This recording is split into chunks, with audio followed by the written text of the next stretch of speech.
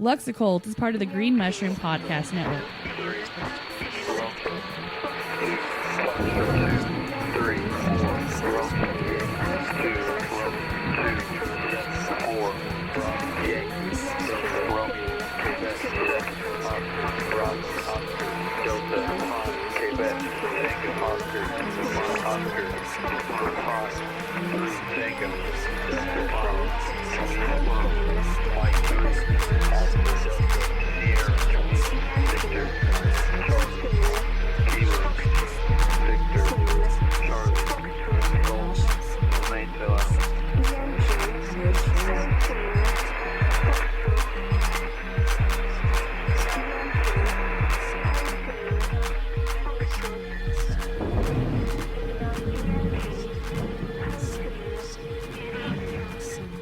When by thy scorn, O murderess, I am dead, and thou stinkest thee free from all solicitation from me, then shall my ghost come to thy bed, and thee, fain bestial, in whose arms shall see. Then thy sick taper will begin to wink, and he who's out there then, being tired before, will, if thou stir or pinch to wake him, think thou'st called for more, and in false sleep will from thee shrink. And then, poor aspen wretch, neglected thou, bathed in a cold and quicksilver sweat shalt lie, a vestier ghost than I. What will I say? I will not tell thee now, lest that preserve thee, and since my love is spent, I'd rather thou shouldst painfully repent, than by my threatenings rest still innocent. That is The Apparition by John Donne. Hello and welcome to Lux Occult. This is the podcast where we gleefully taunt the mundane, butcher the Latin and most other languages, and we also discuss a variety of occult topics, exploring the intersections of magic, art, science, philosophy, technology, and so much more through the lens of chaos magic. It's occultism for everyone. I'm your host, Lux Estrada, and if you're hearing the sound of my voice right now, that means that this show and magic are for you if you want them. There are a lot of different ways to be more free, and using magic or making space for a spiritual practice in your life can be one of them. As always, I don't speak for anybody but myself. Others can, will, and should disagree with me sometimes. How would we ever learn anything if we all agreed all the time after all? And like those who attempt to be reasonable should be willing to do, I am willing and often do change my opinions based on new evidence. Alright, fuck yeah, stoked to be bringing you two awesome conversations today about art as magic, numbers and archetypes, and many other areas of esoteric exploration. First up, I sat down with my friend Keats Ross, host of Prag Magic and central haunt of the We the Hollowed Antarctic Occult Artist Collective, about Haunt Manual, his newest multidimensional promulgation. Keats has been experimenting with some magical musical techniques to reach into other areas of time and mind, making contact with the ghosts of himself that he finds along the way. We will talk about what his music rituals look like from the standpoint of boots on the ground praxis, as well as get into fuck around and find out too the Green Mushroom Project and We the Hollow digital mixtape, and how you can be part of that. So one thing that comes up for us in this discussion is the idea of making space for yourself in your magical or artistic practice by banishing the internal critics or other unhelpful members of the mind chorus. I also spoke with Louie, host of Uncanny Mystic Minds podcast, about his show, as well as finding personal systems of meaning in the world through an exploratory, playful process. We discuss some of our own understandings of meanings that we found in dreams and other places, and talk about the significance of names and numbers, and of being no thing and embracing the void. Fuck yeah, cool shit. Before we go any further, I'd like to say thank you so much for listening. I really appreciate you taking the time to hang out with me and my awesome guests here on this show. I've been using social media a lot less lately. It's good for the mental health. It's also that I'm both extremely introverted and very busy. But that certainly doesn't mean that I don't want to hear from you all. I'm really, really lucky to have such amazing listeners, collaborators, cohorts, co-conspirators, etc. Truly, the audience of this show are some of the coolest, smartest, probably sexiest, and most interesting people I've had the pleasure of meeting or interacting with online or whatever. So Might be biased, but it seems accurate to say that you all are the cream of the proverbial crop. I always welcome people's thoughts, questions, suggestions, comments, or arcane revelations. You can reach out to me at luxoccultpod@gmail.com, or you can find me on Instagram at luxoccultpod. There are other Instagram accounts that I have, but this is the one that I check most often. So if you want to reach me, that's the best way there. If you like the show and the other work that I've been getting into, you can support it on Patreon. If you do so, you can take a bibliomancy break with me. There are no tiers or levels or anything like that, so give as you will. Buy me a coffee is an option for those who wish to show their support with a one-time donation and don't want to mess with the whole Patreon thing. So thank you so much to those of you who are already doing that. Your support makes the show possible by allowing me to cover the expenses associated with making it. I appreciate the opportunity to be speaking into this microphone and to have the resources necessary to reach you all today. So thank you so much to the people that are making that possible. Many thanks. One of the coolest things about doing this kind of stuff is having the opportunity to speak with other weirdos, and I mean this in the most positive way, about what they're up to and how they think about what they do. It's a huge source of inspiration and richness in my life. And when I think about people who have influenced my practice and my way of producing esoteric music or music adjacent product, perhaps, Keats is definitely high on the list. Although our techniques and stuff are pretty different, Keats has always seemed to be somebody who isn't afraid to color outside the lines and to push the magical musical envelope. So I was a fan of his stuff before we met, so it's extra cool to be working with him and the rest of the very cool, very talented folks over at the We the Hollowed International Anarctic Artists Collective on the Fuck Around and Find Out 2 Green Mushroom Project We the Hollowed digital mixtape. So the Green Mushroom Project digital zine was such a huge success that we wanted to do it again, this time in audio form, and with the help from our friends at We the Hollowed. And so you can find a link to the zine, which is available online for free right now in the show notes, as well as a link to submission guidelines for the digital mixtape in case you would like to submit. The deadline for that is coming up right around the corner on May 23rd of 2023. So that's just right around the corner from when this is going to be published here. All right, I will be back later on to do shoutouts and introduce the episode within the episode featuring Louie from Uncanny Mystic Minds podcast. We're also going to be heading over to the Black Lodge to hear a brief chat I had with Flood from XV Planus podcast about Babylon Rising and more. We're going to hear some original music from Keats Ross, and I will share a few thoughts regarding experiments I've conducted with chronomancy or time magic. Some would argue that all magic is time magic. More on that to come. I will also talk about the Pit of Shame, which is a tech that we recently tried out with the Green Mushroom Project. There's also going to be a few poetry snacks and a few more tidbits in store. But for now, let's roll into the beginning of what is a very fun and sort of slap-happy conversation I had with Keats Ross.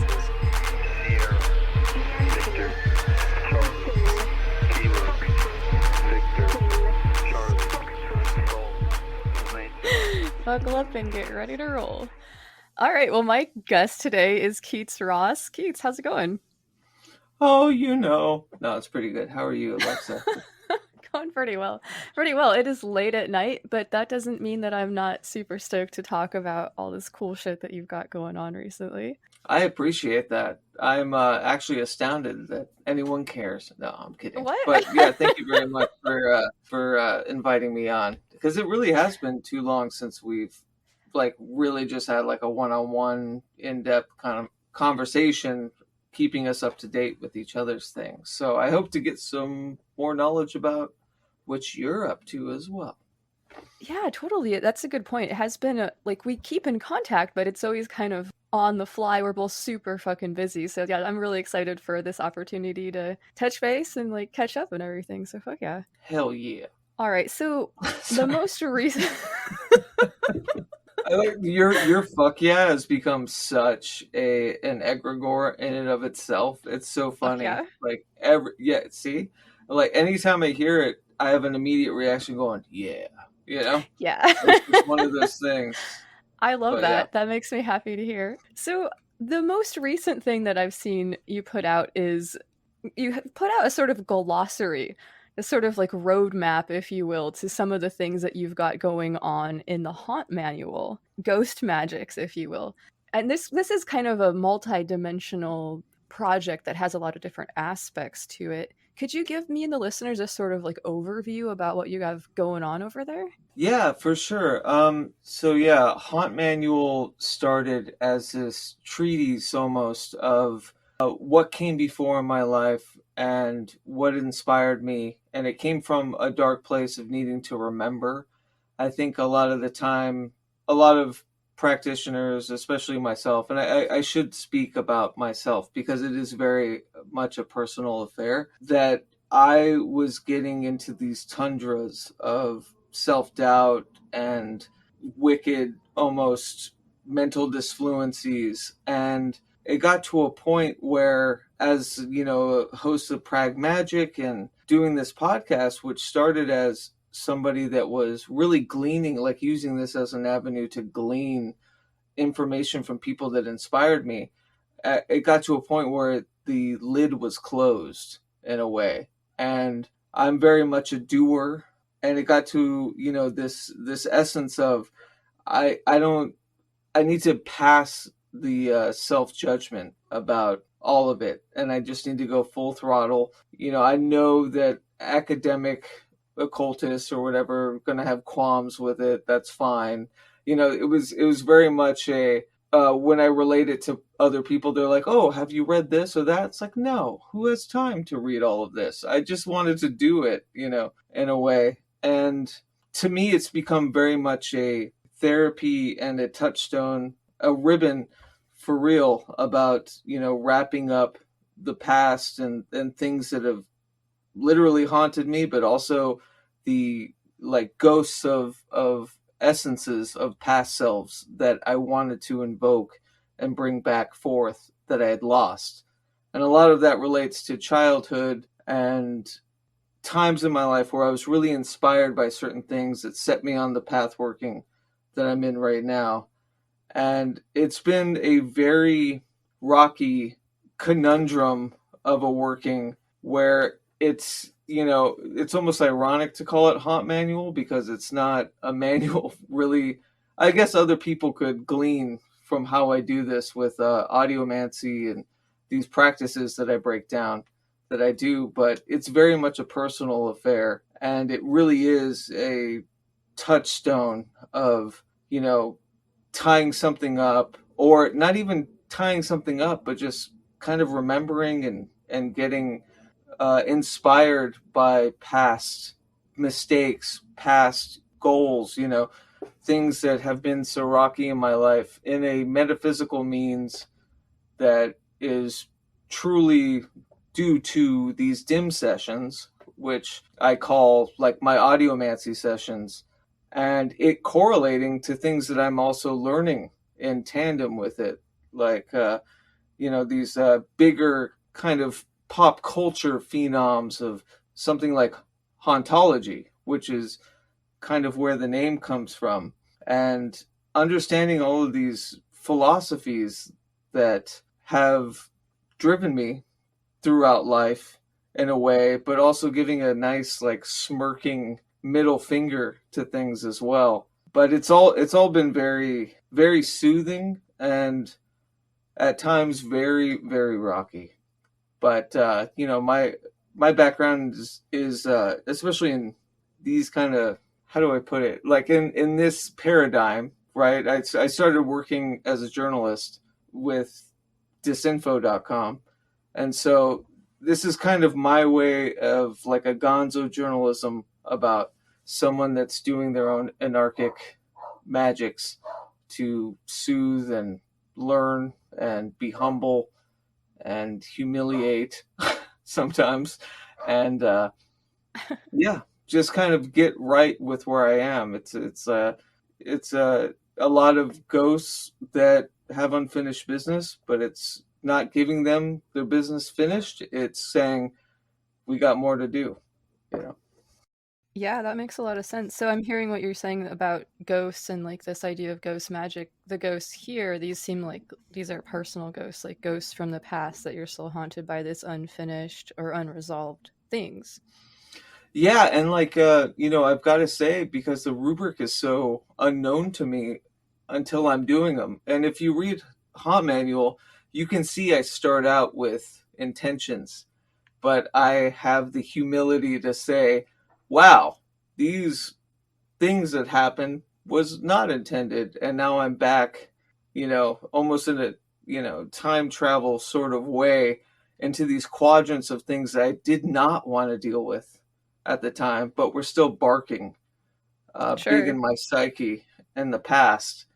So it really is essentially it's very soothing in a personal way, but at the same time it's it's a document of what inspires and what keeps me haunting on, right? Yeah, fuck yeah. So yeah, what you're saying makes a lot of sense to me, like about, things circling back to the past, like these kind of loops or whatever. Another way that I sometimes consider it is like you have all these metaphorical boxes of things like in your closet or whatever, and like Christmas lights or whatever, and you start to pull out like one strand of Christmas lights, but it's all tangled up with all the others and it all just comes out at once, and it's difficult to just pull on one thread because everything is always connected.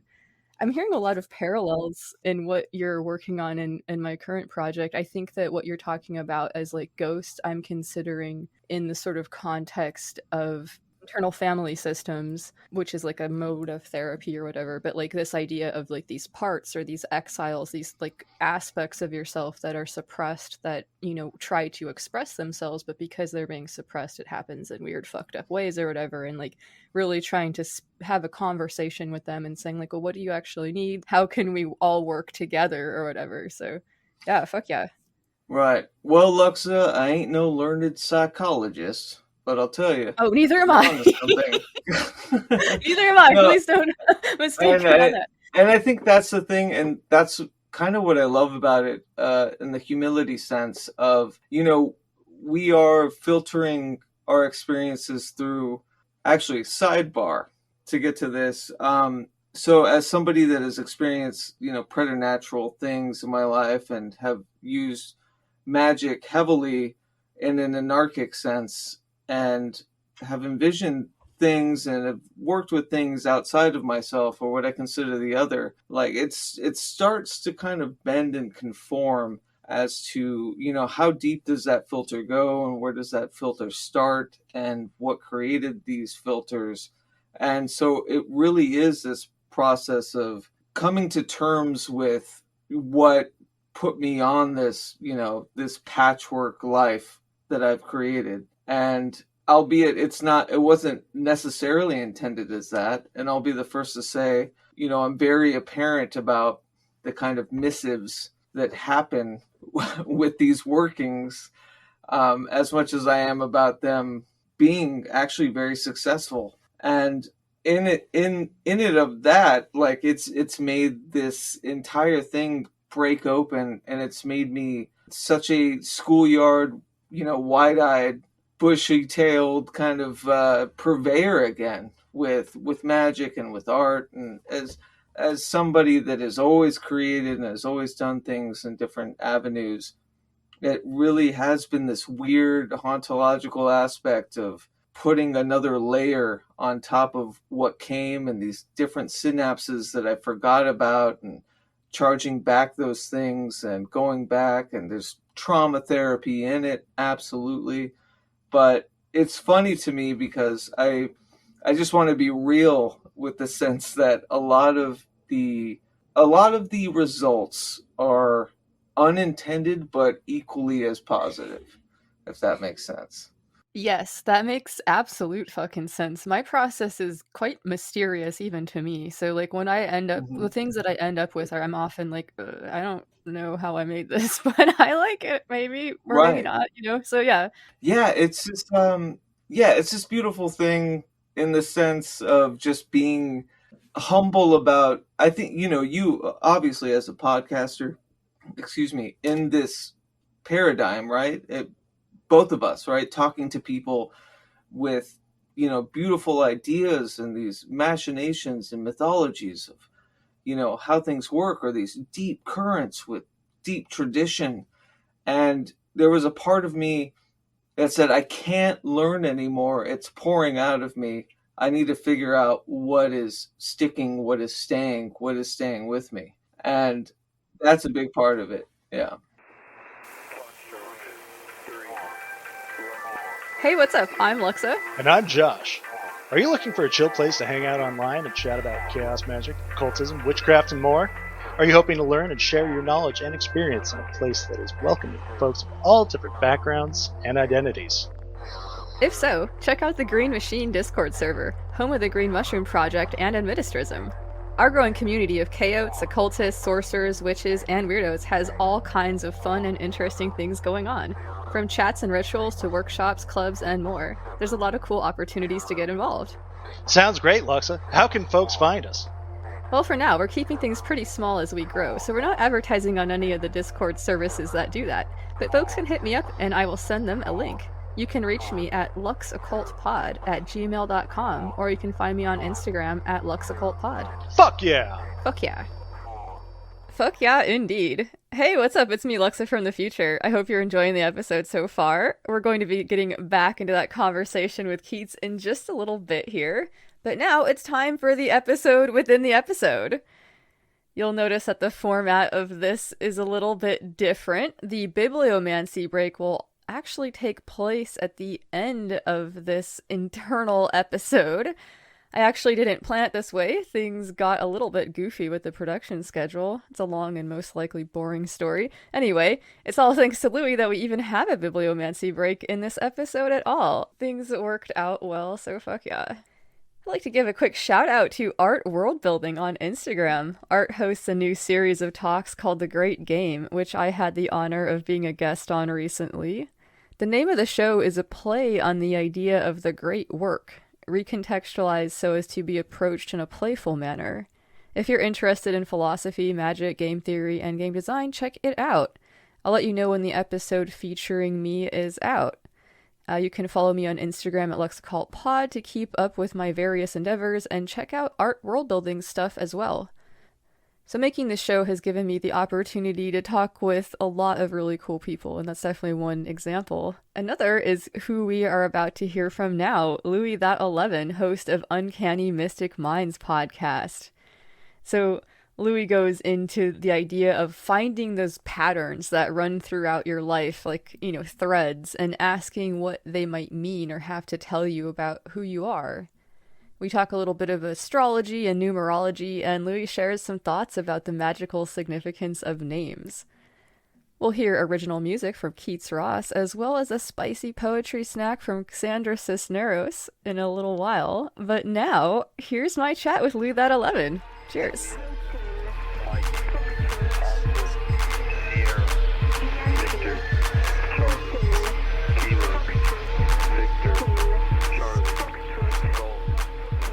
All right, well, fuck yeah. My guest today is Louie from the Uncanny Mystic Minds podcast. How's it going, dude? Hey, Luxa, how are you? Thanks for having me on. Yeah, stoked to talk to you today. So we were going to talk a little bit about your podcast, Uncanny Mystic Minds, which I have been honored to be a guest on. Yeah, people liked you and stuff like that, so it was cool. Yeah, they like a little bit of, they liked your edginess, like you have a little bit of that. Oh God, so what did I say? Yeah.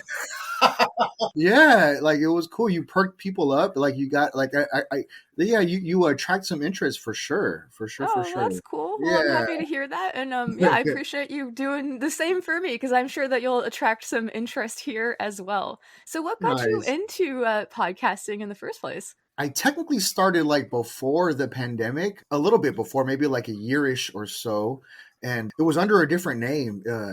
And so it was called Luch's Funky Gems, because Luch is like my house, like my kid baby nickname that my dad gave me. Okay. Because I was kind of like a junior, and then so instead of Luis or Louie, he called me Lucci or Luch, and then it was Luch's Funky Gems, and then so because I'm funky and I like things of that nature, and then I wanted to give people like gems in a sense of pertinent to what's helped me with healing things, like energetic concepts and stuff like that, and then so I wanted to share those kind of things and esoteric philosophy things. And then so I had originally started with that, and then it was like a solo thing kind of by myself, and then I was doing some, but I wasn't super consistent. And then I guess sometime after the pandemic started, like I kind of like rebranded myself in a sense, and I just kind of wanted to like just kind of versatile my stuff a little bit, and then be able to have guests and the whole thing, and then so yeah, and then so I came up with Uncanny Mystic Minds one day just by contemplating and just kind of I don't know, for me, like words and numbers, like I can feel like the vibration of them. And then so I went through different things and I was like, okay, like this is my vibe, like this is where I'm at. So I've been rolling with that since that recently. Yeah, the last year or so. All right, fuck yeah. So you were mentioning some of these like kind of interests and stuff that got you into podcasting. Can you share a little bit about what those types of things are? About a little over a decade ago, I started getting into like what you would call like the healing arts. You know what I mean? Like I was taking classes for like Reiki, learning about chakras, like taking classes for those things, learning about even like Eastern stuff, like meridians and shiatsu, like all that kind of stuff. So I was getting kind of enthralled with that, and then I was really feeling that, man, there's something to like this world in terms of like a metaphysical sense. And initially I had gotten broken into this in the early 2000s by like Stuart Swerdlow. I had kind of compared him to like my David Icke, if you will. And so he had kind of opened me up to a lot of these things, like, yeah, like not only conspiracy, but it was more than that. Like it was because of the things he went through, like he was like a real life project in a sense, like a living project that they did to him. And so I knew that there was so much to this stuff, and there's like a reason why people value like esoteric knowledge and stuff like that. Yeah. So then about a decade ago, I started getting deeper into like embracing and trying to figure out metaphysical stuff. So with the podcast, I got inspired to kind of inform people about energy and how it could be helpful and how you can utilize it and get to know it and get to know archetypes and stuff like that. Okay. Very cool. I always like to ask people if there's a certain archetype that you're super into, or like you have a connection with one of them, or I guess it's a bunch. Definitely a good handful. Like how I kind of see things. Like I had I guess what was this in my early 20s or even my late 20s when I got into numerology. That I started getting into like breaking down people's names and everything. And then I was making correlations with like my friends and family about names, numbers with that, and then even their eye color. And then so I realized that like our name was like a name that had to be. And then so like it's very like the vibration of our name that was picked for this experience is like very important, right? And then so with me, I have like a middle name. And so with my first name, I tie that to Venus, Luis, and then my middle name is Angel, and then I tie that with Mercury. I'm with Mercury with that, and then my last name, it's an Italian first name, even though it's my last name.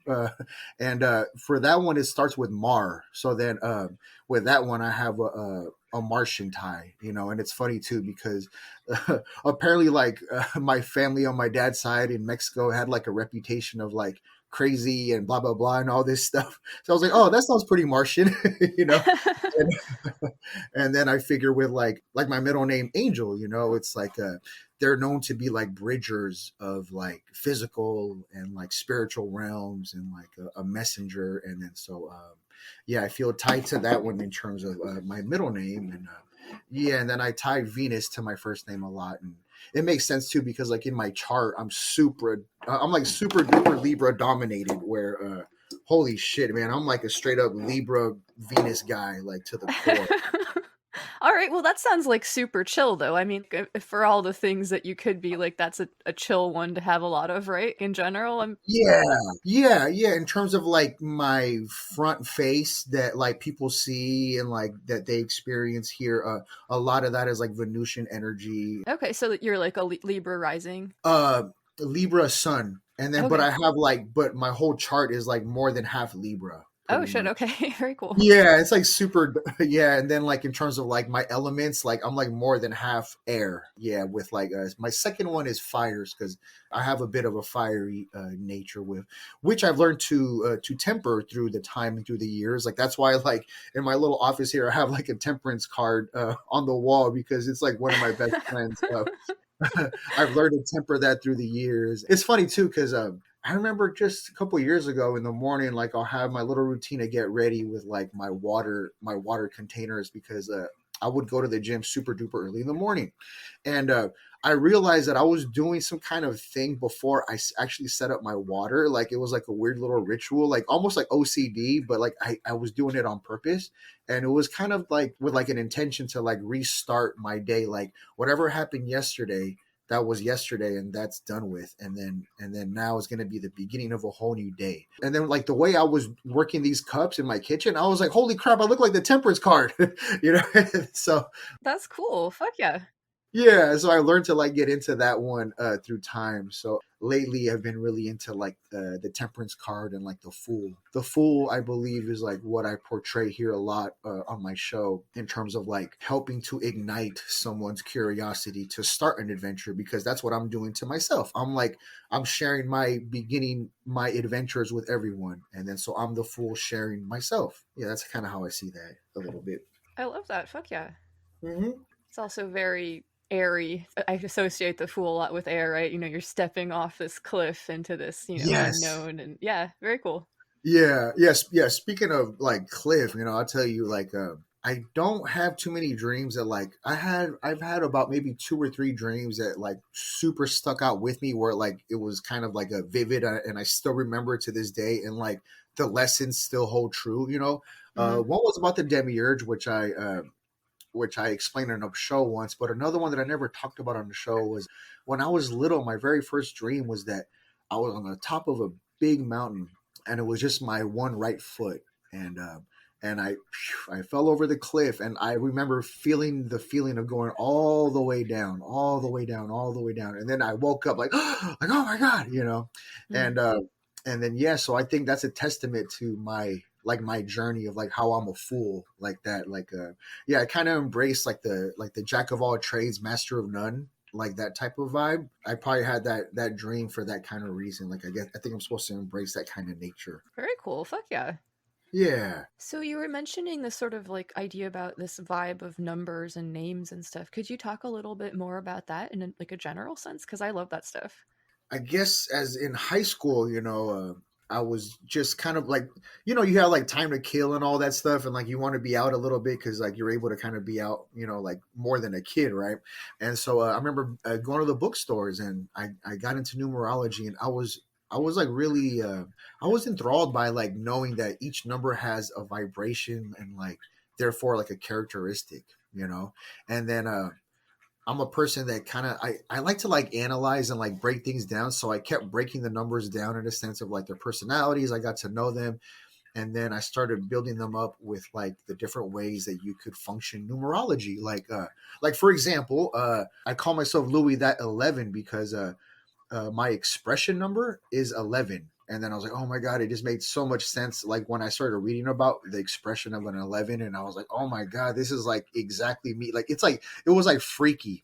Okay, but what does that mean? Like, what does the expression of an 11 mean? Well, like the expression of an 11 is it's actually a 2, but because of when you read a 2 versus an 11, I'm like, oh my God. Like for me, I resonated with it because I'm some kind of I'm a person that likes to bring things to the forefront. And then I'm kind of like the initiator or like the orientation guy. Like if like we were in high school and it was our first day, I'm like that first guy that'll break you in the very first meeting in the auditorium. And then after that, then you'll probably go to the other teachers and like, your math teachers and your principal and this and that. But I feel like I'm like that guy that I'm always like the very first one. Like I'm like the first guy in orientation that gets to talk to you in the assembly. And then Okay. yeah, like there's something too about like Angel, like that, like from my like, because I just kind of get jokes and correlations that I see with experience and just things that I see. Like for example, like Angel, like in a movie, his character or his archetype, he's always like the first to like die. And then so like for example, like in Scarface, in that movie Scarface, in the first 5-10 minutes, Tony Montana Scarface, his friend Angel dies in the bathtub. You know what I mean? And then like it's always kind of like he's never like a main character, but he's always like an initiator or like an introducer to stuff. I feel like I have a lot of that because I've always been known to like do that with like friends and family, and then even like bringing people together. I guess I kind of have like some kind of catalytic vibes where like I can spark people's things, relationships that they can have long term thereafter. And then like a weird thing about that is that like I always have to leave. Like that's a part of like the angel's destiny here. You know what I mean? Like you kind of have to die early. But it's just really that you're an 11 because like in numerology, the master numbers are 11, 22, and 33. And 11's obviously first before them, but it's almost like he passes the torch on to the 22, who's like even stronger. And then the 22 will pass the torch to a 33, who is like a master teacher. What about 44 though? I'm not sure about 44. Okay, sorry, I just have to ask. Yeah. No, like in numerology, it's 11, 22, 33. Okay. Yeah. Like I guess like in books or whatever, like they would allude to 11 being like elevated 11, like someone who kind of like found like enlightenment or something like that. And like then, 3 is like such a powerful number, so it kind of makes sense like why they might stop at 33 or whatever. So okay, yeah, that tracks. And then because now like later on there's all this stuff with like Jesus and like the vertebrae, you know how you go up the vertebrae. Oh, yes, that's right. Jacob's, yeah, there's all this stuff in like Masonic stuff about 33 and everything. Yeah. Okay. Yeah, it's like Jacob's ladder and like the anointing and the Christos and all this stuff. So a big part of my thing of like when I say like enlightenment, like I'm not claiming to be I'm not saying I'm enlightened. Like I can say like maybe I have enlightenment. You know what I mean? I can say that, and it's my experience that I've had and that I live with and that I cherish and carry with me in terms of like the oneness of the universe or the oneness of God or whatever you want to call it. And so I've had my experiences with that I can't like once I have these, like I can't never turn my back on them. You know what I mean? Because you end up feeling the truth, and then it feels so good to embrace that now I just want to try to keep it as real with myself as I can, Absolutely. And it's a good thing that you didn't tell me that you're enlightened, because they say that if you meet the Buddha on the road to enlightenment, you have to kill him. So Yeah, exactly. I'm just joking. But no, seriously. No, seriously, like that's why personally, like for me, I don't claim like I don't claim to be a magician. Like I even don't claim to be a mystic. Like what I could say is that I'm mystical and I'm magical. Like there's magical components in my life or magic or mystical things in my life, but I don't want to actually put myself in that noun phrase. Okay, well, you should call yourself whatever you feel comfortable with. I feel like anybody who, uses magic can call themselves a magician if they want to. But yeah, that's up to you. I mean, everybody has a different semantic vibe about what that word means and understanding. So yes, obviously people should do it so comfortable. Yeah, I think it has to do with like my full nature, because it's like I embrace the nothingness, and that's why like I love the void, and I've like I felt the void as like an early teenager and on, and then so I embrace this whole thing of like nothing, like because I know at the same time I'm no thing, like that's something that I really embrace too. And it's funny because like the books, numerology books will give you obviously definitions of things, but through the years, like I just make my own correlations with like what I feel, and like when I have my whatever you want to call it, like epiphany moments or my aha moments or my beautiful moments, whatever you want to call it. And when it comes to 3, one big thing that I always concluded personally for myself is that 3 means like putting nothing on it. And then so because 1 is like the actual thing, like the sun, like the creation. The 2 is like a duality where, or like a feminine version. And then a 3 is like when you come back down, and then so like you put nothing on it. And then so like you end up kind of resetting after that. And then once, for me at least, that I put nothing on it, then that's when I can really give myself the ability to enjoy stuff here. Because like there was something always with me that I wasn't able to enjoy life, especially as a kid. Holy shit, I couldn't enjoy it because I hadn't understood the depths of nothingness yet. And then until I like wrap that around my head and wrap that, in my feelings and in my soul, that I guess I really felt like I couldn't accept other stuff. Yeah. So I definitely had to come full circle with that.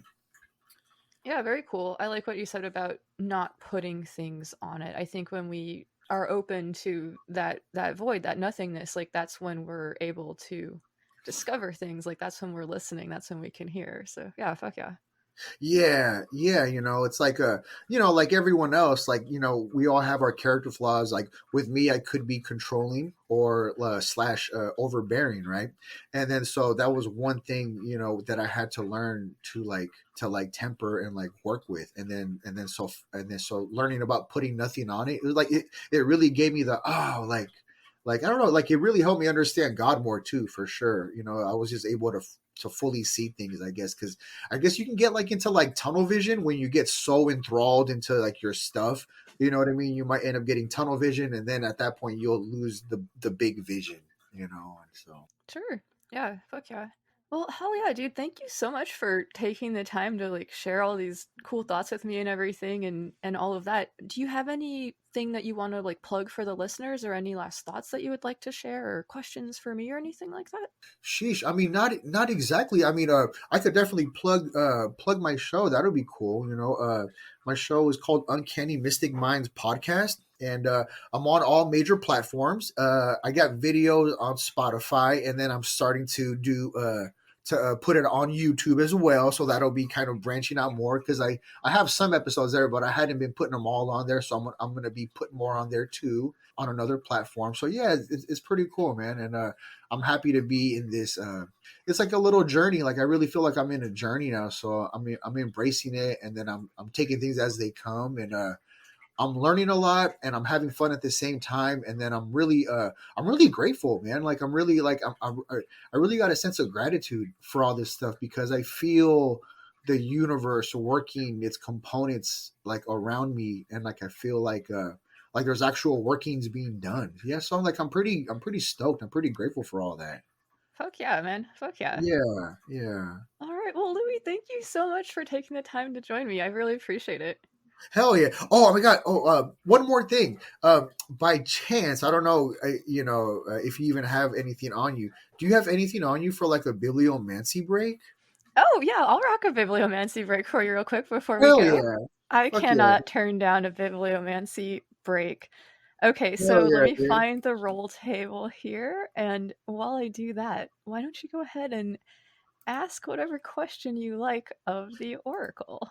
This question I thought about earlier today, and it's so funny because in my story, it was a story like the one that I had before I tagged you in it today, and it was literally the same thing that I was going to ask right now. So here's the question: what passions, whether current or future, should I pursue in order, to help enhance my power and my creativity? All right, fuck yeah. Let's see here. Do you have a D4 and a D8 on you? No, I'm sorry. If not, that's okay. I have Yeah. them right here. We will be consulting Lady Chatterley's Lover by D.H. Lawrence. All right, Whoa. cheers. Let me go grab it. I'll be right back here. Right when you said that, I saw 6 on my calendar, which 6 is the lover's card. That's hilarious. Wow. Yeah, all right. Fuck yeah. I'll be right back. Okay. Alrighty. I love this book. Oh, Eris. What passion, whether current or future, should Louis be investing in, Eris? Please tell us. Manage them for their own good. It's not like anybody as you're really fond of. It's quite different. Once you've really been fond of a man, you can be affectionate to most any man, if he needs you at all. But it's not the same thing. You don't really care. I doubt, once you've really cared, if you can ever really care again. Wow. That's deep, man. I love it. Yeah, cheers. So Thank up you, my alley. Eris. I felt like that was like thank you. That was like perfect. That was like deep and abstract, like just how I like it, for sure. Yeah. Deep and abstract. That's how I like it too. Yeah, I really resonate with that. Like it just fit with the theme of like how we were talking about how 3 like put nothing on it. Like that was the number that came to mind, and then also with and then 6 with the lovers, and then so 3 6. It's funny because like that was like my old pager code. Like remember how back in the day you would give somebody your code number, and mine was 36. Yeah. I also had a pager back in the day. I am dating myself by saying, but I definitely do remember that. So the And people there were was gonna be all like, kinds "What of is little a codes, pager?" right? Like, what Like, do you guys- yeah, like I want to buy weed, or like, that was most of the codes. Where are you? I think you could spell it on the thing. You know, those are the good old, those are good days. Good times, good times. Absolutely. All right. Well, very fun. I really appreciate it. Yeah. Thank you. And thank you, DH Lawrence. Always good to hear from you. Thank you, guys. All right, man. Well, everybody listening, don't forget to check out Uncanny Mystic Minds podcast. And yeah, thank you so much, dude. Hell yeah. Thanks, Luxa. 3, Romeo, 2, 2, 4, Yankee, Romeo, 7, Bravo, Delta, Quebec. Fuck yeah. Thanks so much to Louie for joining me. He's just an all-around super chill person as far as I can tell from hanging out with him here on my show and from being a guest on his show. So don't forget to check out the conversation that he and I had about chaos magic and more on Uncanny Mystic Minds podcast. There will be links in the show notes to all of his stuff. You can find him on Instagram, YouTube, and the rest at Uncanny Mystic Minds. We will be returning to the rest of my chat with Keats Ross shortly. Hang around after that to take a trip over to the Black Lodge for a very short but very fun conversation I had with Flood from XV Planis. Now, let's take a moment to enjoy a spicy poetry snack from Sandra Cisneros. This one is called Black Lace Bra Kind of Woman. For La Terry. Rachel, she's a black lace bra kind of woman, the kind who serves up suicide with every kamikaze, poured in the neon blue of evening. A tease and a twirl, I've seen that, two-step girl in action. I've gambled bad, odds and sat shotgun when she rambled, her 59 Pontiac between the blurred lines dividing sense from senselessness. Ruin your clothes, she will. Get you home way after hours. Drive her 5975 on 35 like there's no tomorrow. Woman's Idecoing into her own decade. 30 years pleated behind her, the wail of a San Antonio accordion. And now, the good times are calling. Girl, I tell you the good times are here. Alright, fuck yeah. Alright, let's get back into that conversation with Keats Ross. Keats is going to go into the making of Haunt Manual and some of his thinking on audio magic or audiomancy. There's a lot of good stuff in there. And to get us into it, let us hear a little bit of an example of some of that. So this is a part of the track where Grey Ghosts Wander, which is from the A Spectre working, the A Spectre side of Ectogasm, which was released earlier this year, 2023. Cheers!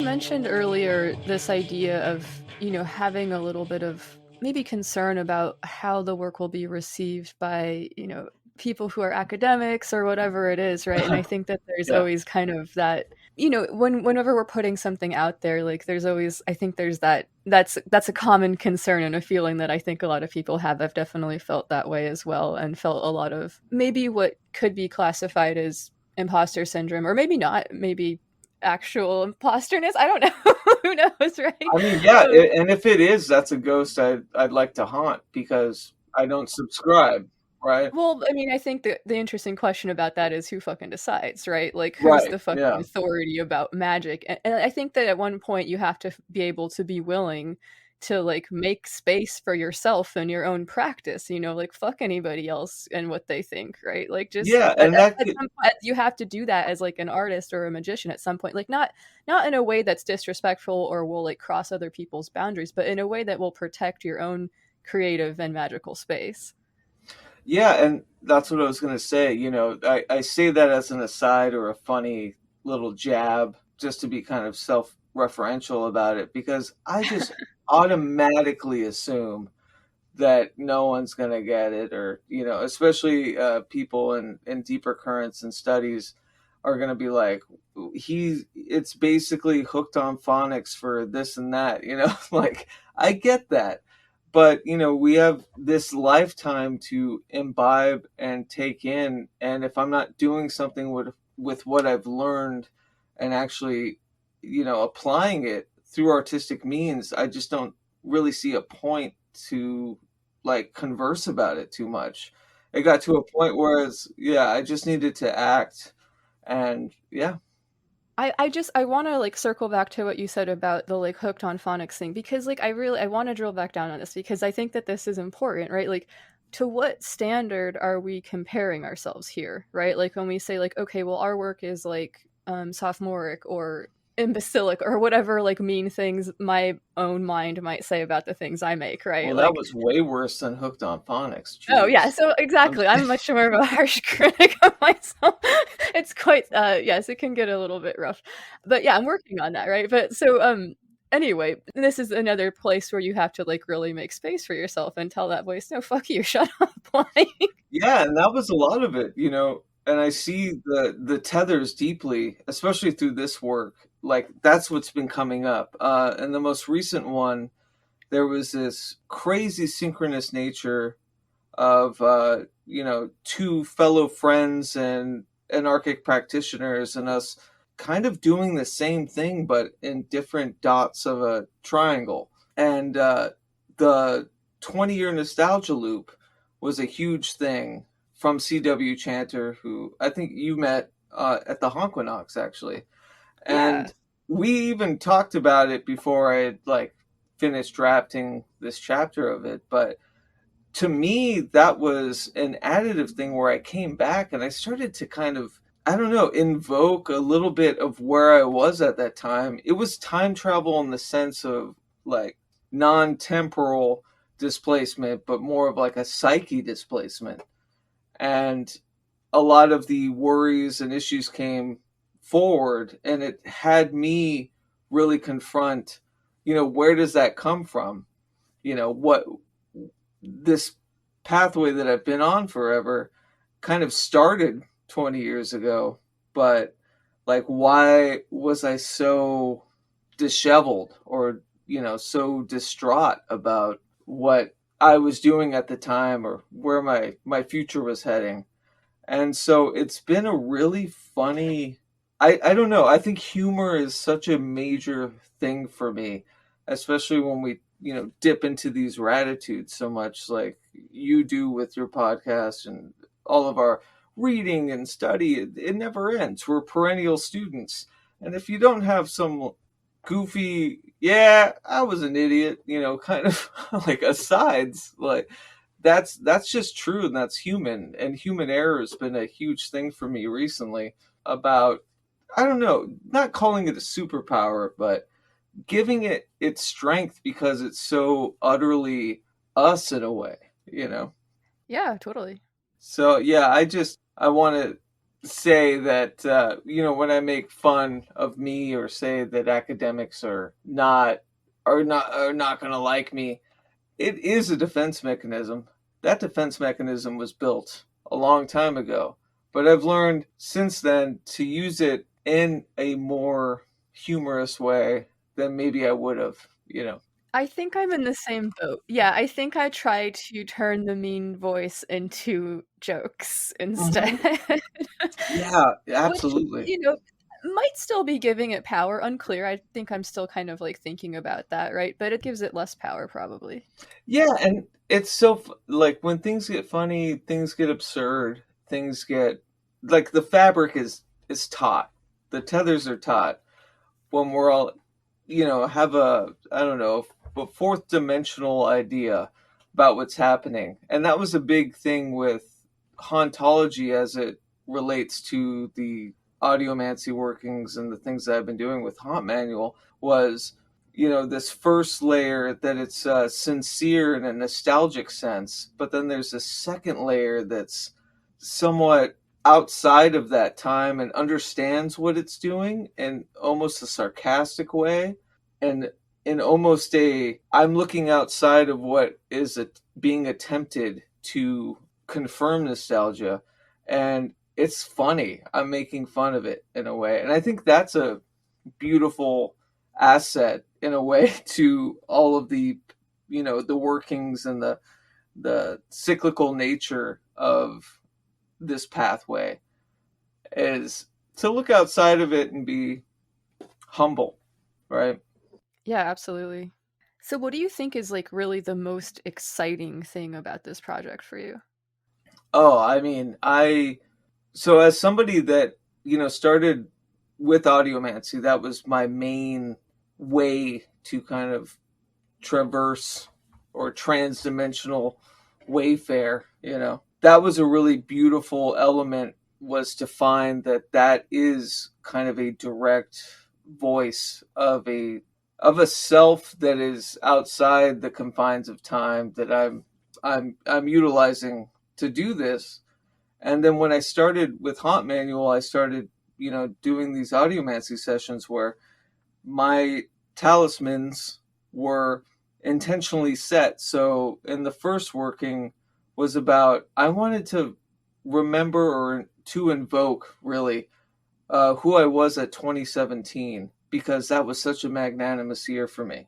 It birthed pretty much everything henceforth, and I used only instruments that I had at that time. Like, it was such an intentional, huge undertaking that I started to remember forgotten songs or ideas. Like, it started building synapses back that I had thought or like I just didn't even consider that I had forgot. But once it came to me, it was like a revelation of different creative constructs. And it's gotten to the point since then that I'm actually working with what I would consider attempts with the other. And I'm utilizing a spirit box as well as the audiomancy and converging the two. And I'm just really excited about that, and it kind of incorporating theories that, like, what is the HGA? What is the Holy Guardian Angel? Could it be me temporarily displaced in a future time? All these crazy. Future magical self is one name for it, so Right, absolutely. Yeah. right. Yeah, I love that you're using a spirit box. That's fucking rad. Yeah, and that has been so exciting, because not only that, doing these big sessions with it, getting outside of myself, honestly, the first two sessions were very much like a past riddled kind of affair in a way. And this next one that, is coming, that's already done and out there for like patrons and whatnot, was extremely eye-opening. And not only that, getting the readings from the spirit box and then using like the ALW cipher to like dig deeper and decode. I fucking love that. Yeah. Yeah, it's been I think I was in a magical drought, not in the sense that I didn't do magic, but in an interconnectivity way, and finding this forum with it and people that are akin to it. So like how do I put this? So the rubric is loose enough for something like listening post alpha, which is from the Temple of Babylon Choronzon folks that basically use the spirit box and do the gematria, right? Those are the only two rubrics. That's it. But it's like specific enough that it's really ensnared a wonderful, eye-opening. Yeah, I don't know. It's just it's been very. It feels good to have done the haunt manual the last two sessions because I needed to get over those to get here. You know. Sure. Yeah, I love this Yeah. idea of a conversation. Like so much of my magical work and my artistic work too, I guess I kind of consider to be a sort of like conversation and like using something like a Communion. spirit box. It really like, yeah, communion is a great word too. In this most recent project I've been working on, I've been putting like a lot of sounds from the NASA website, like a lot of space sounds and stuff. And like Flood from over at XV Planus had made a sort of binary answer to the message on the craft discovered at Rendlesham Air Force Base, I believe, which is like this sort of, answer to what people think might be time travelers or aliens or whatever. It's an interesting story that I don't want to get us too sidetracked in describing, but yeah, just kind of having this idea of like calling out. And yeah, here for me in this project, it's sort of like on a like this idea of like bigness and big scale, like, space, and like this idea of like vastness, the void of space, or just the void in general, and the way our reality works and shit. And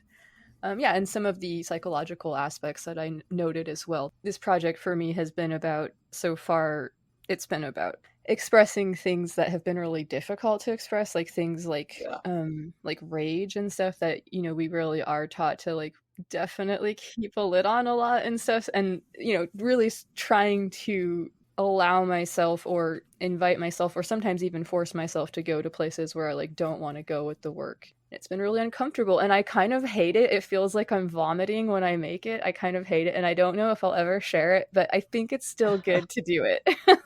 No, So, yeah. I mean, to a degree, that's what Haunt Manual is. There's a gust of release because of the work done, but there's also what I call a regrunt. And it's when you're walking down the street, you remember what you wrote, and you go, ugh. Yes. I didn't know there was a name for that phenomenon. I made it up, but yeah. Well, it's a good name. Regrunt. Regrunt. But I get it, and that, to me, that's so part and parcel to just the building blocks of what any of this is. And I think we lose ourselves a lot of the times not applying and just being freeform, being anarchic, and just taking what we can and trying to decipher it. Then I think to go back to why I joke about academic occultists probably hate it is because oftentimes I'm cornered with, oh, this sounds like this, or this is like this, and like that's good and fine, that's awesome, that's a sinew that we're all reaching, but I'd rather reach it on my own and then have a point share system of, oh yeah, hey, yeah, that too, Sure. Yeah, sure. I definitely feel where you're coming from there. Absolutely. But yeah, it's I'm really excited. I for the first time I think in a long time, I am a couple months backed up with crazy writings and the things that I'm not just using to be combustible and feel the heat of the release, right? It's for the first time I'm actually cornering things and understanding the sequence of things, especially in this hauntomancy, quote unquote. And by the way, I understand that's a goofy name, believe me. But I love it. Whatever. I mean, I obviously love goofy names, though. It's kind of my thing. Right. So. I'm a sucker for portmanteaus. What can I say? But yeah, like I see that sinew. I see those tethers. I know you should drink every time I say the word tether, but like I really do. It's finally feeling like I am interacting as me with my own processes. It felt like that before, but I felt alienated before in a way. And for some reason, this is with simple rubric has allowed me to find other people that are just as excited about their own things without it being the same thing, if that makes sense. Of course it makes sense to Yeah. you. What am I? Okay. Yeah. No, that makes total sense. I love it. And I think that that's actually a great lead into like my next kind of question and topic that I wanted to discuss, which is the mixtape. That's one aspect of it. But also, I was going to ask, in that kind of vein, for people who are interested in pursuing like their own kind of version of this type of work, and perhaps even to produce a track for the mixtape, the Green Mushroom Project and We the Hollowed digital mixtape, fuck around and find out too. How would you recommend people kind of approach that from a practical standpoint? I mean, with this, it's been such a personal self-spelunking in a way that it's hard to, cave dive the lights down to the right track. But I will say that I do have at hauntmanual.com, if you look at other chapters, I talk about pretty in depth about what I do, why I choose the instruments I choose. Every dim session pretty much is recorded on video, and yeah, all of the elements, all of the machinations to that dim session and their intentions, which are, very deep, are logged. I'm not entirely sure how well that translates as to somebody wanting to do it, but at the same time, I hope there's some inspiration people can take to do their own version or any kind of aside with that. Yeah, what I'm kind of hearing here is, and you can kind of correct me if I'm on the wrong track, but what I'm kind of hearing is in a very general sense, if people wanted to, explore doing like sound magic or something, one approach to do this would be to, be very intentional about the instruments that they choose to use, maybe even consecrate them for that purpose, or, perform some other type of act that would make it significant. The space that you're doing it in might be important. The the mental mind frame that you're in, entering a sort of like meditative trance and playing might be a way to do it, which I think is pretty common. So yeah, there's a lot of different approaches that people can take to this stuff, I think, in a very general sense, right? Yeah, and it crosses the boundaries too, because I've put out really well thought out what would be considered hyper sigil albums, very intentionally deeply tinkered and whisked away into the night kind of albums. But this one with Haunt Manual stuff, it's a big thing for me is the improvisational aspect of these sessions, and that's solely to trigger synapses or to be driven by things that I am invoking at the time that you're listening to it, without any editing or for every bad note that's in there. And all of the instrumentation is different for each dim session. The first one, was a 2017 bout, so I used instruments due to 2017. The second one was, I had a runoff about another funny occurrence happened where I was in the 2017 thing. I thought, oh God, I was 2 year specific, because directly after that, a result was me going back literally to the same place, out of state, same place I met my partner, working for the same organization, like directly after that was hitherto unknown, and so I'm working out the bits and bops, right, of it. And so the second one was, I'm not going to be year specific. I'm going to go for an aspect of self that I miss. And a lot of that was the creative abandon and late night tinkering I had as a kid. And then I find out in Haunt Manual that it took me to another year, unfortunately, or fortunately.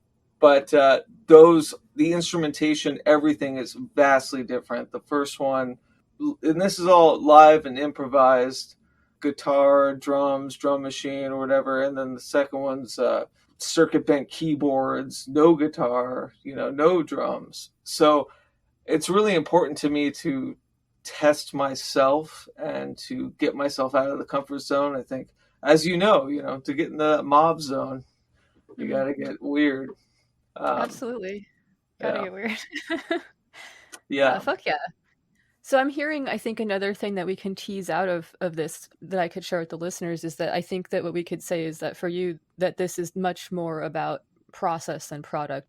You're not thinking about what it's going to sound like when it's done. You don't know. It's about the process of making it.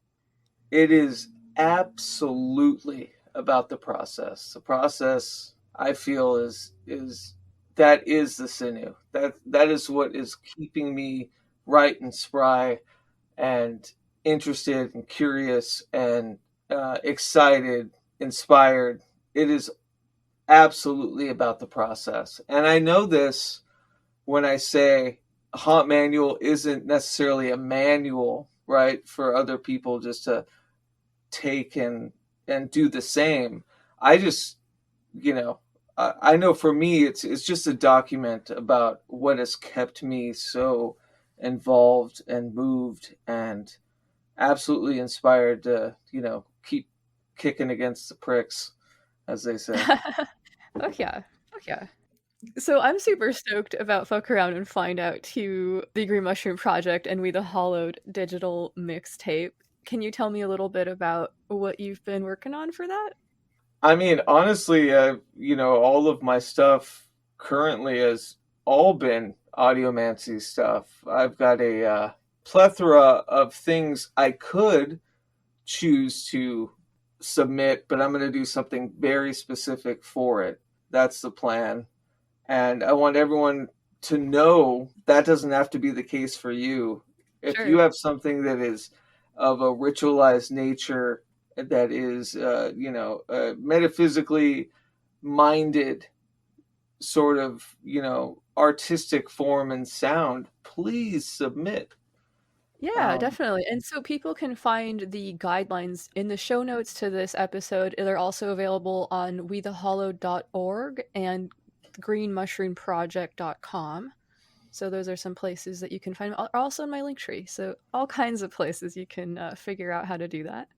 So tell me, because you are, I would say, maybe the funnel for all of this. What have you gotten yet? You've said that it's been pretty cool. Yeah, we've gotten some really cool shit. We've gotten some spoken word stuff. We've gotten some music. We've gotten some kind of like abstract stuff. I don't want to give too many spoilers. I might put a song in this episode from it. I'll see how it goes and everything. But yeah, we've got some really cool stuff. As is the case with these things, we were talking about this before we started recording. We're expecting that a lot of people will probably be submitting things closer to the deadline. I know that's going to be the case for me. I would Oh yeah. never get anything done if there weren't deadlines. Even the ones I give to myself, right? There has to be some goal. So yeah, I've been working on a collaborative track with Crossroads. Shout out to Crossroads, who mixed a very cool, kind of spooky little thing for me that I have produced into some weird shit, and I'm stoked to share that. I think it's also going to be included on the next album that I'm putting out too. So I'm excited about that kind of crossover because yeah, there's some magical reasons I'm doing that as well. So yeah, fuck yeah. Very cool. Yeah, I know one of the things I was going to do, but the last haunt manual working I did, the aspect of working, I ended up on my birthday waking up and saying, I'm going to use one of these improvised audiomancy sessions to cut it up and make it an album. And prior to that, I don't know if I would have done that without really tethering or, binding who I was back when I was a kid, late night tinkering and, releasing albums on mp3.com, right? Like that no one would know. And so I know for me with the mixtape, I have some things planned that are already in the canon and already recorded, but for me it's very much like I want to give it as much thoroughfare as you had, or like a thought canon about doing something that is portending the future, right? Portending like what we're doing, where we're going. And so I'm really excited about it. I know fellow We the Hollowed Haunts have submitted some really cool things. They've told me. I've got some people that are saying, "Oh, when is it due?"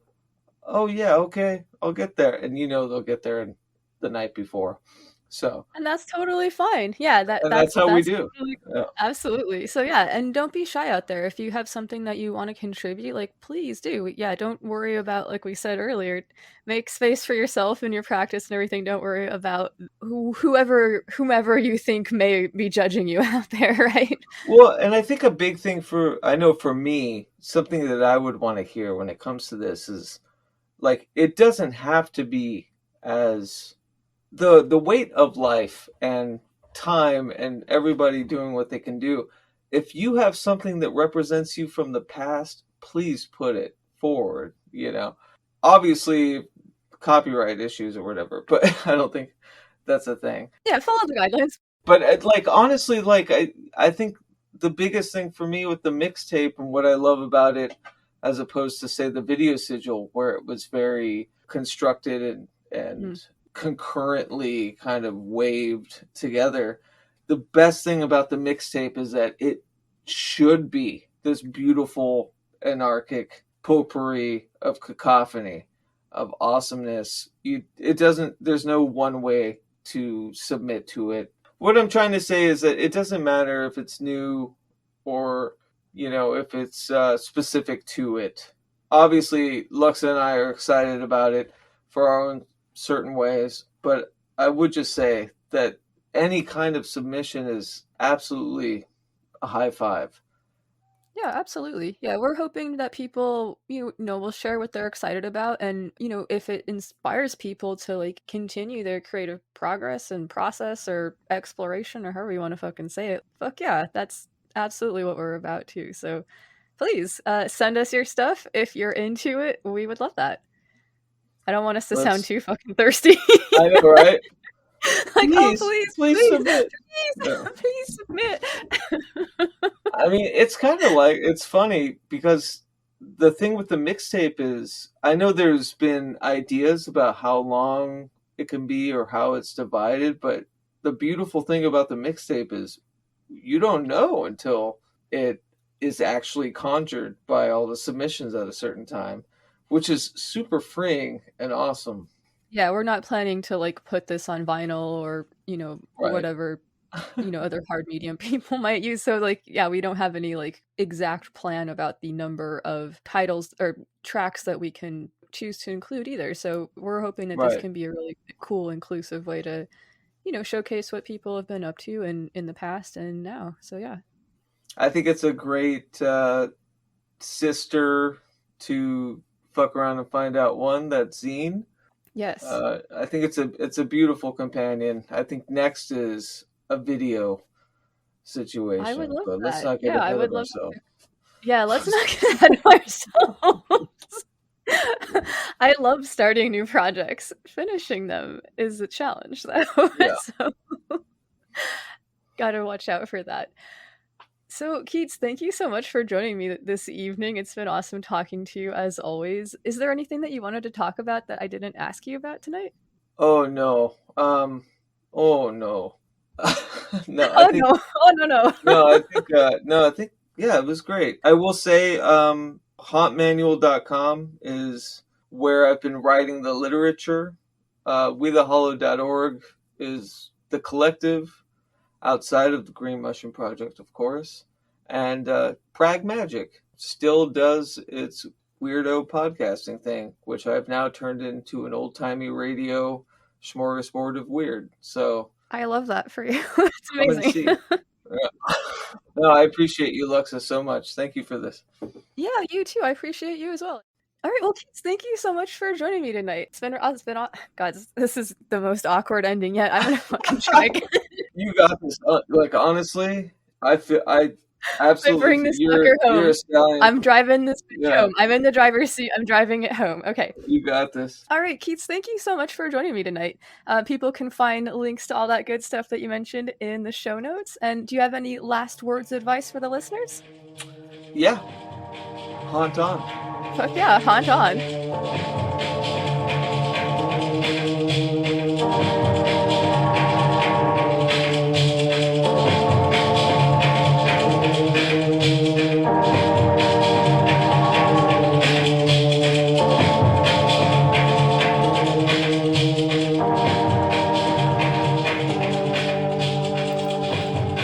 Haunt on indeed. A little behind the scenes look at the making of the Lux Occult podcast for you there.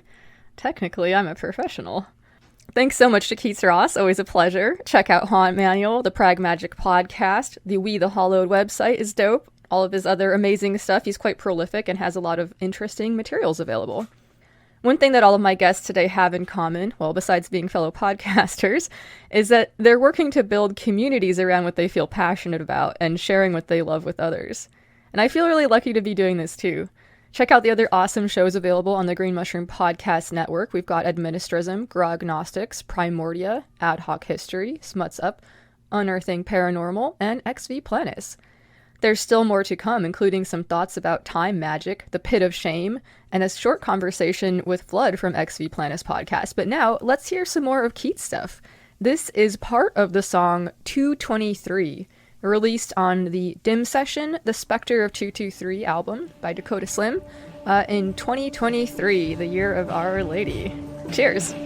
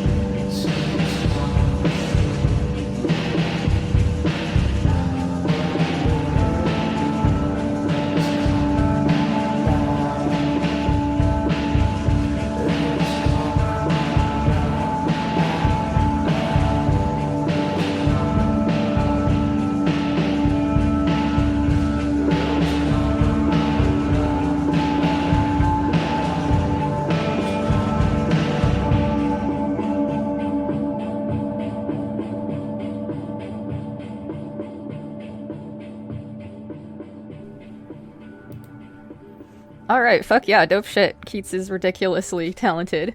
We talked about doing magic in ways that reach across time a lot today. What Keats is up to regarding the Haunt Manual project is a great example of how the past doesn't really go anywhere. Something that struck me as I was writing for this episode is that Keats is doing this interesting time magic work in this year, 2023, and he's born on the 23rd day of the month. I'm born on the 20th day of the month, and it was back in 2020 when I was doing some very interesting time experiments myself. A fun coincidence, perhaps? Or perhaps there's more to it, I don't know. Some more info would definitely be welcome if there's folks out there who are into this stuff and know more. I've played quite a bit with the idea of making contact with myself in other configurations, different versions of myself that might exist in different contexts. Some of them have been really helpful, some of them not so fucking much. A few were pretty unpleasant. But I'm embarrassed to say that as of this recording, I have still not yet seen the movie Everything Everywhere All at Once, which I'm told gets into this stuff in like a really cool way. It's on the list, I promise I will watch it soon. For a while, back in 2020, I was visiting what I would refer to as a place of power, I guess, that I found in a local botanical gardens. I was exploring, and when I walked into like this certain area, something shifted in terms of the general vibe all around me. After that, I noticed something in my life had shifted too. It was quite interesting. So there's this concept of dimension jumping that people are into. Shout out to the folks over at Randonautica, by the way. You can find links to their site in the show notes. And I think that this concept of dimension jumping is most likely kind of adjacent to what I was up to back then with this stuff. Anyway, the spot that I found in that gardens seemed to function as a sort of time gateway. It felt like a nexus point of some sort, so in my mind I thought of it as a time crossroads. Or maybe more specifically, my time crossroads, as other people didn't seem to notice it, so maybe it was only for me, or maybe it's all in my head, unclear. I did several experiments there in the fall and winter of 2020. I didn't visit the spot for a few months, and when I went back, whatever was up with it that made it feel super magically active there for me was no longer present. But I remember very well the vibe of it, and I could probably identify another one of these things now if I encountered it. And there were some very interesting results which came out of the work that I was doing back then, big things that shifted the course of my life. And I'm not sure if I could teach somebody how to recognize a place like that, and I sort of found it completely by accident. But there is one very simple practice that I like to do, which has been pretty helpful in establishing a feeling of connection between the past and present and future selves. So this is what I do. In a meditative space, I imagine myself as I am now, reaching backwards in time to aid myself as I used to be. The me now reaches back to the me I was then. The me in the future will be reaching out to me now, sending me help. Having seen more of the picture than I have access to, that me will know exactly what I, the me now, will need. And I can be almost 100% assured that I have this magical help, because I know that I can count on myself. We've proven it to us. So establishing a sense of trust with yourself by doing things like this and really showing up for yourself and coming through for yourself can be pretty magically powerful. So if you decide to try out this practice, let me know how it goes for you. You can reach me at luxoccultpod@gmail.com or find me on Instagram at luxoccultpod. If you like the show and you're into what I'm doing, over here you can support it on Patreon. Making the show is a pretty wild amount of work, especially just for one person, but it really means a lot to me to be able to do it. Thank you so much for the people who are making that possible by giving on Patreon or buying me a coffee, and to the people who are supporting the show by spreading the word. Tell your friends, tell your mom's friends, tell your uncle's golf buddies and your nephew's whole graduating class about the show, tell your foes and your lovers and the person who makes your coffee about it. You can also post about it on social media or write a positive review. Both of these things are super helpful. So thank you so much to those of you who are doing this stuff. Oh yeah, and don't forget to smash the shit out of that follow button so you can get updates about new episodes. You can find Lux Occult, Hello Void, and other merchandise available at Illumin Industries, which is my Etsy store. Items will be printed on demand using the most eco-friendly options I could find and shipped directly to you, pretty close to cost.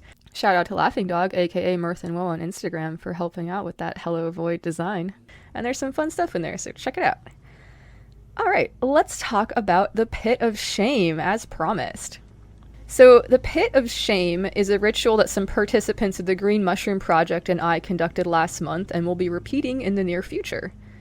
The topic of shame had been, probably predictably, coming up a lot in conversations had by the Sexual Magic discussion group. So shame can be sort of like chains, which although they're invisible can become really heavy. So it can be helpful sometimes too, it's not all bad. Shame can be helpful in allowing us to understand social parameters and stuff like that. I've heard shame referred to as the parent emotion because it can direct you towards correct action according to your culture, which for social creatures like us is important. But too much shame can lead to situations where instead of being helped or directed by the emotion, you end up just being kind of paralyzed by it or stuck and not able to do the things that you want to do because you feel too ashamed or whatever the way you want to state that is. There can be a lot of internalized messages about ourselves that we hear in our heads. If these messages are left unquestioned or unchecked, they can lead us to all sorts of conclusions that have very little to do with the actual reality that exists outside of ourselves. So shame can be like these heavy chains that weigh us down and keep us from moving. There's a distinction between shame and guilt that Brené Brown talks about in her work, and it basically boils down to this. Guilt is when you feel bad because you did something wrong. Shame is when you feel bad because you are something wrong. Guilt is about action, where shame is about identity in this way of thinking about things. So further, there's this notion that she has that shame can't survive in the light, that keeping shame secret is necessary to it having its power. So a big thanks to Brené Brown for the work that she's doing regarding this stuff. Check out the show notes to a link to her site where you can learn more about her work on shame. So taking these principles, the Pit of Shame ritual is something that I came up with in order to have a means of allowing shame to be brought into the open so we can kill it with light. This is a sort of arena to use this concept in. So this killing is an act of sacrifice, a sacrament which we offer to the mushroom as food.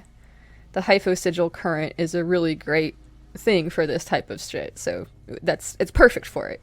So as part of this ritual, we expose our shame, receive acceptance, and craft statements of negation, which are pretty much like similar to positive affirmations but much more targeted and specific. We then make sigils for the statements that people can work with in the ways that they see fit. A small but intrepid group of participants and I met up on the private server, which I made specifically for the ritual, and we tossed some of our shame into the pit. And I have to say, I feel like the tech was pretty effective for me. I've been feeling that absence of some of that shame like a weight that's been lifted off of me. And I'm not trying to imply that I've removed all of my shame. I'm actually not sure if that would be advisable if it were possible. But the proverbial weight off my chest has almost like a literal quality to it. I feel so much more free and at peace thanks to addressing some of this stuff. I asked in my magical practice to be given a tech for helping the group free themselves of some of the shame that we've been talking about together. And a few days later, the Pit of Shame emerged as a pretty much fully formed concept in my mind. I now express my gratitude for this gift. The mushroom has again proven itself to be a very valuable ally. Big thanks, much love, and much love to everybody participating in the Green Mushroom Hypho Sigil project, regardless of what that looks like for you in your practice. All right, let's do some listener mail and shout-outs.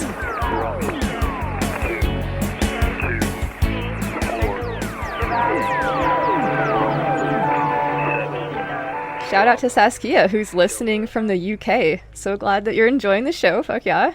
Shout out to Josh from Instagram, who is a druidic chaot who focuses on Cernunnos and the aspects of the horned deity with influences from Vedic and cult culture. Fuck yeah, I love it.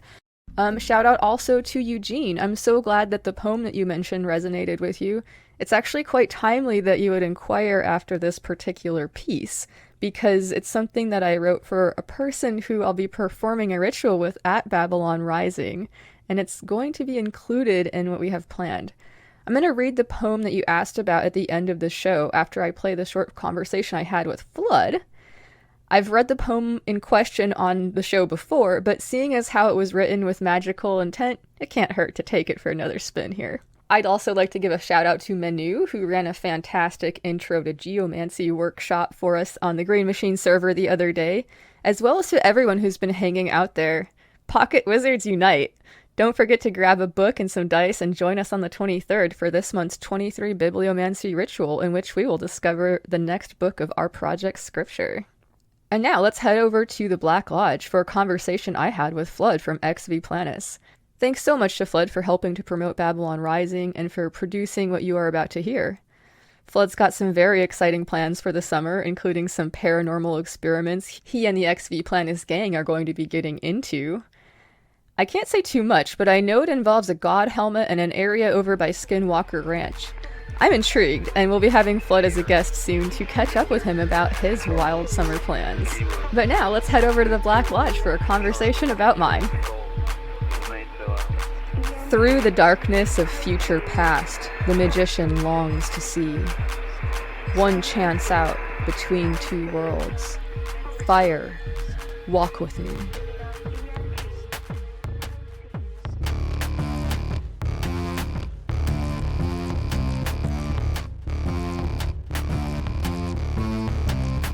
Hi, Luxa. How you been? Hey, what's up, Flood? Not much. I'm kind of getting myself ready for all of the shindigs that we got going on over here in XV Planets for the summer, but I hear you got some pretty exciting stuff happening this summer, don't you? Yeah, absolutely. Right now we're really excited about Babylon Rising, the Panthelemic Festival. So this is going to be happening in southern Indiana from the 9th to 11th of June. The 9th to 11th? Well, now I might have to go. I don't know. You absolutely should. It's going to be a really fun time. There's going to be all kinds of fun stuff. There's a lot of group rituals planned, performances. I'm told there's going to be a fire, which will burn throughout the entire event, and fire tenders there to keep it. It's going to be primitive camping, clothing optional, and so yeah, it's going to be a pretty wild time. 21 and up is the age limit there. Quite a few of the Green Mushroomists are going to be going to this event, aren't they? Yeah, we're really excited. We've got a lot of folks from the Green Machine server, people from Administrism and the Green Mushroom Project are going to be presenting stuff. We've been organizing our Camp Chaos, and really looking forward to all kinds of things about that. You should absolutely come join us at Camp Chaos. I will certainly try. What are the dates on that again? The 9th through the 11th. 9th through the 11th. Okay, awesome. I'll be sure to get the word out to everybody. And folks, for any of you listening, and I know that I have a lot of fans in Indiana, this is so for you. You should definitely go check it out. I will vouch for Luxa and all of our Green Mushroomists that are out there. They're fantastic people, and I've heard amazing things about Babylon Rising. I've never been able to make it myself. Maybe we'll change that this year. Yeah, absolutely. So this is going to be the first time the festival is being held since the pandemic. So we're really excited about it getting back going. This will be my first year attending as well. And I'm going to be presenting a few things there that I'm really excited about. Anything you can share with us? Yeah, my friend Joy and I are going to be doing a collaborative ritual together that we are titled The Middle Star, Alchemy from the Void. I'm also going to be presenting a hyper sigil workshop, and people can kind of start their own hyper sigils as a part of this. And I'm also going to be doing a demo of the tech that I invented to create haunted items using sound and sex magic. Yeah, well, you had me at haunted objects and hyper sigils. For those of you who have been listening to this show long enough, I'm sure everybody's heard that term before, and I would definitely be interested in checking this out. Yeah, there's going to be all kinds of like fun things. There's the Illuminati nighty party, the Feast of the Beast. There's going to be a lot of really fun things. So people should definitely check out BabylonRising.com.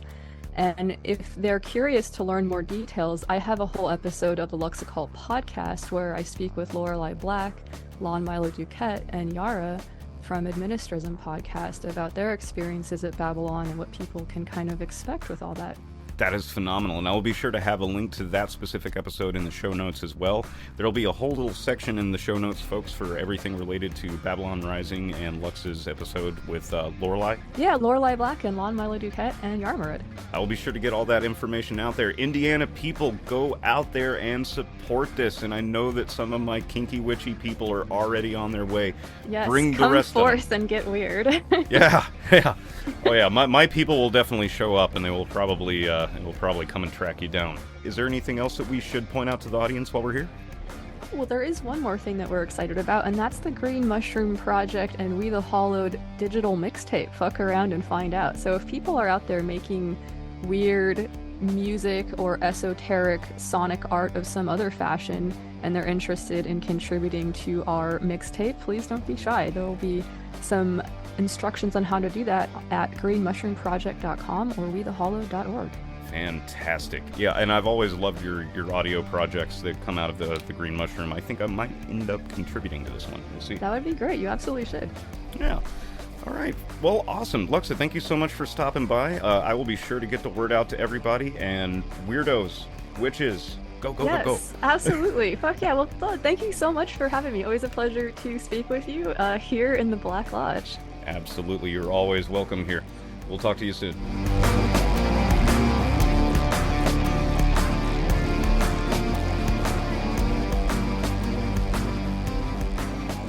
Alright, fuck yeah. Thanks so much to Flood. The Black Lodge and the Fire Walk With Me poem are, of course, references to the classic television series Twin Peaks. Check out the XV Planis podcast to hear all about the crazy paranormal adventures of Flood and his gang, as well as Uncanny Mystic Minds, where you can hear Louie interviewing people about their spiritual journeys and thoughts. Don't forget to take a dive into Keats Ross's Haunt Manual and listen to the Prag Magic podcast. Oh yeah, and submit to the mixtape. Many thanks to everybody who already has. It's gonna be fucking rad. Okay, I will leave you now with a final poetry snack. This was written for my friend Joy on the 28th of June, 2022, with a new moon in Cancer. Through the void, our thoughts first touched, and she whispered to you the name of my birth. Now I wonder, will you discover all of the other secret syllables by which I am called? Would pulling this thread unravel the mystery which shapes me? Could the treasures of the heart be taken apart until we understand what we see? Yet the knowings of such a disassemblage are only half the story. Solve. In light, components and first principles dissolved. The next part is more tricky. Coagula. There is interiority. We come back to a knowing when we rebuild or reborn anew. Fuck enlightenment. I want to become endarkened with you. Cheers! Thanks so much to Keats Ross and everybody over at We the Hollowed. Thank you also to Louie that 11 and to Flood for joining me today. Don't forget to check out Uncanny Mystic Minds and XV Planets. And most of all, thanks so much to you for listening. Much love. This is Lux Estrada, reminding you to stay strong and stay fucking curious. Maybe I would actually. Perhaps I'll find some depth in my dating and then I hope that will make Lux Occult is part of the Green Mushroom Podcast Network.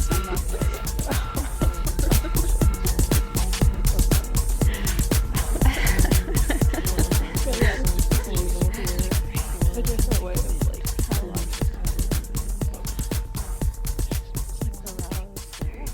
Welcome to XV Planets. Greetings, friends, fiends, and lovers of strange and wondrous things. My name is Flood, and I am the host of XV Planets, a bi-weekly podcast of the odd and unusual. The core of XV Planets is a documentary-style exploration into paranormal investigations that I and my ever-evolving group of magical misfits conduct. We take a look at the history, the mystery, then go see it for ourselves, and then we bring that experience, and on occasion, that evidence, to your ears. Alongside the investigations, you'll find a treasure trove of other content, like interviews with authors, art historians, mediums, UFO researchers, cryptid hunters, fellow paranormal investigators, as well as deep dives into the arts, exploring topics like the Killing Joke frontman Jazz Coleman's magical practices and how that propelled the band forward, and whether or not David Lynch was really conducting occult rituals through Twin Peaks: The Return. So follow XV Planets today and get caught up on the journey, because I can promise you, it only gets stranger from here. I'll see you on the fifth plane. Hello, Strange Seeds. This is the Primordia Podcast, your source for strange. I'm your host, Britt. Join me semi-weekly as we pull off our flesh suits and dive into the primordial waters of the mystical and magical, the downright freaky, the strange and bizarre, unsettling synchronicities, and the truly terrifying. You'll leave each episode with a list of reading recommendations if you feel so inclined to research further the topics we discuss, which I encourage you to do. Connect with a growing community of eclectic minds who strive to leave a more positive, compassionate imprint on this weird world we live in. So dive on in with us and don't be scared.